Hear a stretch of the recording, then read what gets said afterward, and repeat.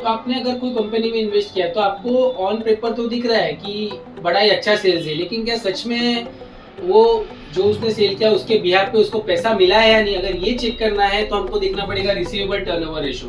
तो अब इसको हम समझते हैं दो एग्जांपल के थ्रू।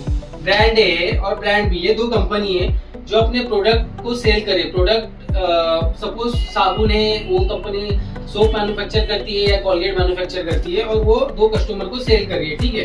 अब हम समझते हैं कि ये जो कस्टमर है शॉप है वो उसको 10 लाख का सेल किया है, ठीक है। तो 10 लाख का उसने टोटल सेल्स किया और जो एवरेज रिसीवेबल जो बचा है, मतलब जो शॉप ए से ब्रांड ए को जाने वाला है, वो 2 लाख रुपया आउटस्टैंडिंग पेमेंट बचा हुआ है, ठीक है। तो आउटस्टैंडिंग पेमेंट बचा हुआ है, तो रिसीवेबल टर्नओवर रेशियो क्या हो गया कि 10 लाख डिवाइड बाय 2 लाख, मतलब आपका 5 टाइम्स आया। तो जब 365 डिवाइड बाय 5 टाइम्स करोगे तो 73 डेज। तो ये 73 डेज क्या बताता है कि ये जो 2 लाख है वो शॉप ए ब्रांड ए को 73 डेज में रीपेमेंट करेगा, ठीक है। अब हम समझते हैं शॉप बी भी सेम 10 लाख का सेल कर रही है।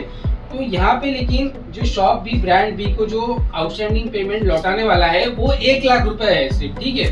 तो इसका रिसीवेबल टर्नओवर रेशियो क्या हो गया, 10 लाख डिवाइड बाय 1 लाख, मतलब आपका 10 टाइम्स हो गया, मतलब 365 डिवाइड बाय 10 तो 36.5 आया, मतलब 36 डेज, मतलब 30 to 40 डेज में वो शॉप बी ब्रांड बी को पैसे का रीपेमेंट कर रही है जो 1 लाख रुपए बचा हुआ है। तो यहाँ पे क्या चाहिए है कि 10 लाख तो दोनों कंपनी को मिलने ही वाला है, लेकिन यहाँ पे आप देखोगे तो ये सिर्फ 1.5 महीने में वो रीपेमेंट कर रहा है, मतलब इसका क्रेडिट पीरियड कम है। और यहाँ पे आप देखोगे तो वो 73 डेज ले रहा है, मतलब 2.5 महीने के आसपास ले रहा है वो 10 लाख रुपए पूरा इसके बाद आने के लिए, ठीक है। मतलब वो जो 2 लाख रुपए बचा था वो जो पेमेंट कर रही है। तो इसलिए हमको ये देखना जरूरी है कि इसका जो रिसीवेबल टर्नओवर रेशियो है वो कम होना चाहिए। मतलब अगर कोई कंपनी है उसका जो कस्टमर के साथ जो रिलेशनशिप है वो अच्छा बिल्ड होने से क्या होता है, वो क्रेडिट पीरियड भी कम देता है, उससे हमारा प्रॉपर कैश फ्लो होता है और वर्किंग कैपिटल कम होता है। वर्किंग कैपिटल का कम होना मतलब क्या होता है कि अगर हमारे पास टाइम पे पैसा आ रहा है तो हमको हमारे जेब से पैसा ना लगाना पड़े या हमको बड़ा लोन लेना पड़ जाए वन टाइम, ठीक है।